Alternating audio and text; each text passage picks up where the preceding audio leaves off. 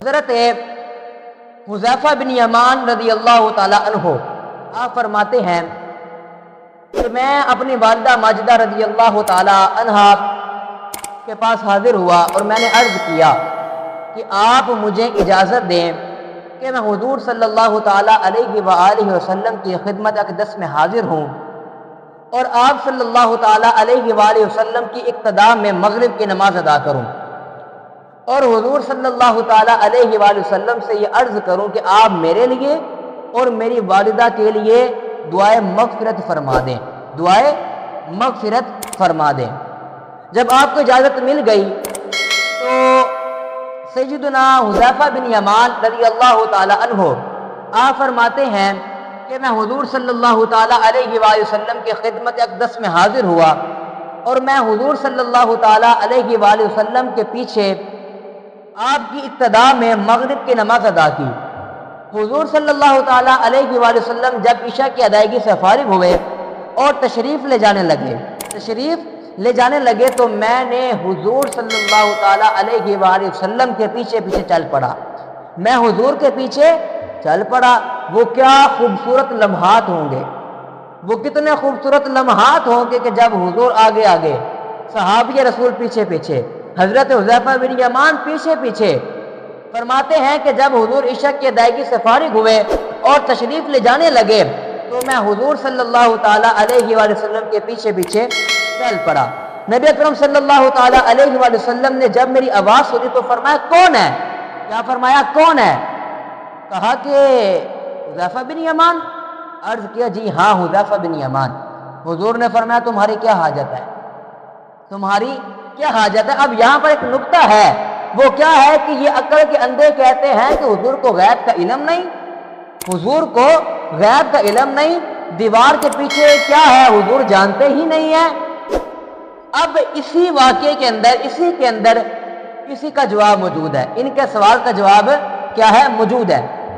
حضور نے فرمایا تمہاری کیا حاجت ہے، تمہاری کیا حاجت ہے؟ غفر اللہ لک ولی امک، فرمایا اللہ تبارک و تعالی تمہاری اور تمہاری ماں کی مغفرت فرمائے۔ یہ فرمایا کہ تمہاری حاجت کیا ہے۔ آگے سے حضرت حذیفہ بن یمان نے کچھ نہیں کہا کہ میں اپنی اور اپنی والدہ کے لیے دعائے مغفرت فرمانے کے لیے، دعائے مغفرت کروانے کے لیے حاضر ہوا تھا۔ آپ نے یہ کچھ نہیں کہا، بس حضور نے فرمایا تمہاری حاجت کیا ہے۔ پھر حضور نے فرمایا غفر اللہ لک ولی امک، اللہ تبارک و تعالی تمہاری اور تمہاری ماں کی مغفرت فرمائے، تمہاری اور تمہاری ماں کی مغفرت فرمائے۔ یہ عقل کے اندھے کہتے ہیں حضور کو غیب کا علم نہیں۔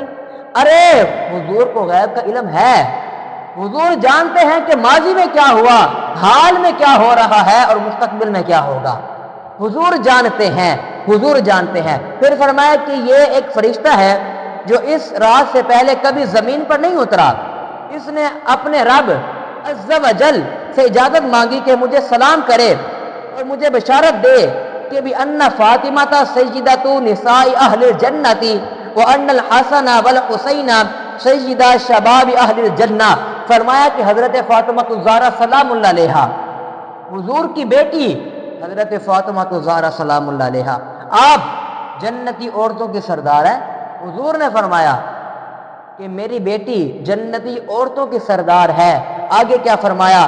فرماتے ہیں کہ حسن اور حسین رضی اللہ تعالی عنہما جنتی نوجوانوں کے سردار ہیں، جنتی نوجوانوں کے سردار ہیں۔ سامعین محترم، آپ نے ملاحظہ فرمایا کہ تاجدار رسالت صلی اللہ تعالی علیہ وآلہ وسلم نے نور نبوت سے حضرت سیدنا حذیفہ بن یمان رضی اللہ تعالی عنہ کو پہچان بھی لیا اور ان کی دلی حاجت بھی معلوم کر کے یہ کیوں آ رہے ہیں اور بغیر ان کے کہے ان کے لیے ان کی والدہ کے لیے دعا مغفرت بھی فرما دی۔ بات کو سمجھ آ گئی؟ بغیر ان سے پوچھے ان کی والدہ کے لیے دعا مغفرت بھی فرما دی اور ان کے لیے بھی دعا مغفرت فرما دی۔ یہ دو ٹکے کے لوگ کہتے ہیں حضور کو غیب کا علم نہیں، حضور غیب نہیں جانتے۔ ان بے عقلوں کو کیا پتا، ان بے عقلوں کو کیا پتا۔ اعلی حضرت امام اہل سنت بریلی کے وہ بزرگ جنہوں نے وہابی ہو، دیوبندی ہو، رافضی ہو، کوئی بھی ہو، ان کا ایسا ڈنکا بجایا ہے، ایسا ڈنکا بجایا ان کا اعلی حضرت نے کہ ان کا، میں کہتا ہوں ان کی اگر نسل بھی آ جائے تب بھی وہ اعلیٰ حضرت کے پاؤں کی خاک کے برابر بھی نہیں ہو سکتے، اعلیٰ حضرت کے پاؤں کی خاک کے برابر بھی نہیں ہو سکتے۔ اعلیٰ حضرت کیا فرماتے ان لوگوں کے بارے میں؟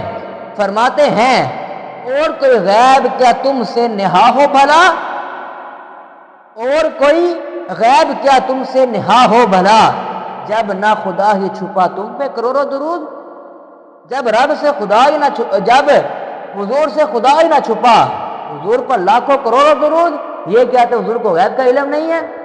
سامعین محترم، اس میں ایک نقطہ یہ تھا کہ حضور غیب جانتے ہیں، ہمارا یہ عقیدہ ہے، ہمارا یہ ایمان ہے، حضور غیب جانتے ہیں، حضور کو غیب کا علم ہے۔